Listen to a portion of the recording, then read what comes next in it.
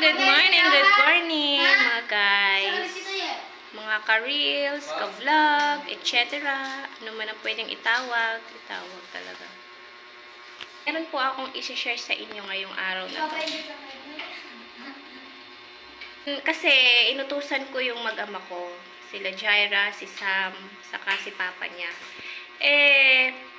Ang sabi ko, bibili lang kako sila ng ulam sa fresh option. Kasi doon lang kasi yung may doon lang kasi may manok sa ngayon. Ito ang mga binili din nila. Ayan oh. Ayan, nakikita nyo yan mga guys. Nakikita nyo yan guys. Ayan, binili nila 3. So, sabi daw nila, kakainin daw nila na sabay-sabay yan. Isipin nyo sa dami nito na mauubos